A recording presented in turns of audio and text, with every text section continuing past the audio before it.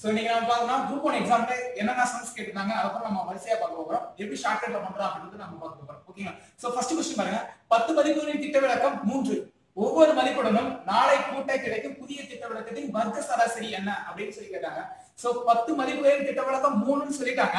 ஒவ்வொரு உறுப்பிலும் 4 கூட்டினா அதோட புதிய திட்ட விலக்கத்தின் வர்க்கம் என்ன? வர்க்க சராசரி. அப்போ திட்ட விலக்கம் 10 நம்பர் இருக்கு. 10 நம்பரோட திட்ட விலக்கம் 3ன்னு சொல்லிட்டாங்க. சோ அந்த திட்ட விலக்கத்துல ஒவ்வொரு உறுப்பிலையும் 4 கூட்டணும் அப்படின்னு சொல்றாங்க. ஒவ்வொரு உறுப்பிலையும் 4 கூட்டினா அதோட திட்ட விலக்கம் மாறாது. 4 மட்டும் இல்ல, எந்த நம்பர் கூட்டினாலோ கழிச்சாலோ அதோட திட்ட விலக்கம் எப்பவுமே மாறாது. அப்போ புதிய திட்ட விலக்கம் என்னமா இருக்குன்னா 3ஆ தான் இருக்கும். ஓகேங்களா? ஆல்ரெடி பழைய திட்ட விலக்கம் 3 தான். சோ எத்தனை நம்பர் கூட்டினாலும் அதோட திட்ட விலக்கம் மாறாது. அப்போ அதோட திட்ட விலக்கம் 3ஆ தான் இருக்கும். ஆனா அவங்க கேட்டது என்னன்னா வர்க்க சராசரி என்னன்னு கேட்டாங்க. புதிய திட்ட விலக்கத்தின் வர்க்க சராசரி என்னன்னு கேட்டாங்க. சோ இப்ப வர்க்க சராசரின்றதால ஒண்ணுமே இல்ல, இந்த புதிய திட்ட விலக்கம் பாத்தீங்கன்னா அதை நீங்க ஸ்கொயர் பண்ணாலே போதும். சோ இப்ப 3 ஸ்கொயர் 9, அவ்வளவுதான். இதோட ஆன்சர் 9.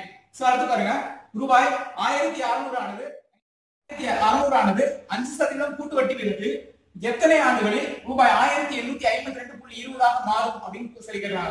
சரி, நம்ம எப்படி பண்றோம்னா எப்பவுமே அசலை வந்து நம்ம 100% வச்சுக்கணும். ஓகேங்களா? அப்போ 100% அசல் எவ்வளவுனா இந்த இடத்துல 1600 ரூபாய். ஓகேங்களா? சோ இந்த இடத்துல வருடத்தின் பெர்சன்டேஜ் பெருக்கி போடணும் எப்பொழுதுமே. ஓகேங்களா? சோ வருடம் பார்த்தோம்னா எவ்வளவுன்னு தெரியாது, அத நான் x ன்னு வச்சுக்கிறேன். பெர்சன்டேஜ் எவ்வளவு? 5. சோ 5x பெர்சன்டேஜ் அவர் வட்டி சேர்த்திருப்பாரு. இந்த பக்கம் பார்த்தோம்னா வட்டி போடணும். வட்டின்னு பார்த்தோம்னா 1600ல இருந்து 1852 மொத்த தொகை. அப்ப கழிச்சீங்கன்னா உங்களுக்கு 252.20 பைசா வரும். நம்ம இத தோராயமா பண்றோம். தோராயமா பண்ணாலும் எக்ஸாக்ட்டா ஆன்சர் வரும். சோ அதனால அந்த பாயிண்ட் இருக்கிற நம்பரை வந்து விட்டுறோம். முழு நம்பரை நான் எடுக்கிறேன். அப்போ 252 மட்டும் நான் எடுக்கிறேன். ஓகேங்களா? சோ இதை எப்படி கேன்சல் பண்ணலாம்? இந்த மாதிரி கேன்சல் பண்ணலாம். 100யும் 1600யும் கேன்சல் பண்ணலாம்.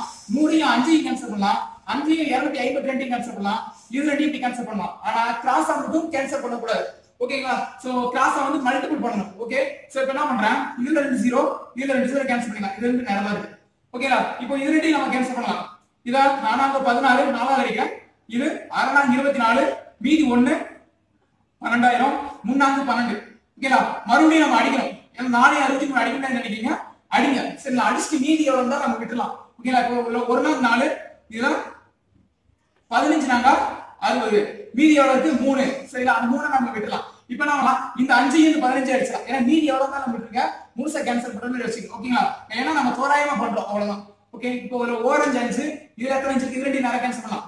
3 15 வேற ஏதாவது அடிக்க முடியுமான்னு பார்த்தா முடியாது. அதனால கிளாஸ் மல்டிபிள் பண்ணிக்கங்க. ஏன்னா x ஓட வேல்யூ தான் வரணும். ஓகேங்களா? அப்போ x கிளாஸ்ல 1 இருக்கு.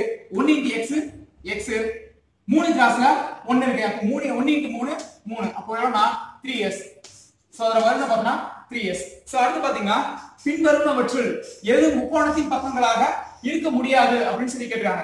சரி, நம்ம முக்கோணத்தின் பக்கமா இருக்கிறதுக்கு என்னன்னா ஏதாவது 2 பக்கங்களை நம்ம கூட்டினோம்னா 3வது பக்கத்தை விட அதிகமா இருக்கும். அப்படி அதிகமா இருந்துச்சுன்னா அது முக்கோணத்தின் பக்கமா இருக்கும். அப்படி அதிகமா இல்லைன்னா அது முக்கோணத்தின் பக்கமா இருக்காது. அதிகமா மட்டும் கூட ஈக்குவலாவும் இருக்க கூடாது. ஓகேங்களா? எப்பயுமே அதிகமா இருக்கும். அப்போ இது ரெண்டையும் கூட்டுங்க 9 9 6 விட அதிகமா இருக்குங்களா? அப்போ இது வந்து முக்கோணத்தின் பக்கம். 6 விட அதிகமா இருக்கும். அதே மாதிரி பார்த்தா இது ரெண்டையும் கூட்டினா 7 7 இருந்து இன்னொரு பக்கத்துல அதிகமா தான் இருக்கு. அப்போ இதுவும் முக்கோணத்தின் பக்கம் தான். இப்போ இது ரெண்டையும் கூட்டுங்க 5 5 இருந்து இன்னொரு பக்கத்துல அதிகமா தான் இருக்கு. அப்போ இதுவும் முக்கோணத்தின் பக்கம் தான். இப்போ இது ரெண்டையும் கூட்டுங்க 3 3 வந்து இந்த 3க்கு என்ன இருக்கு? ஈக்குவலா இருக்கு. அப்படி ஈக்குவலாவும் இருக்க கூடாது, குறைவாகவும் இருக்க கூடாது. அப்படி ஈக்குவலாவும் குறைவா இருந்துச்சுன்னா அது முக்கோணத்தின் பக்கங்களா இருக்காது. சோ ஓகே, நம்ம இது வரைக்கும் பார்த்தோம்னா சம்ஸ் எல்லாமே நிறைய ஷார்ட்கட்ல பார்த்துருக்கோம்.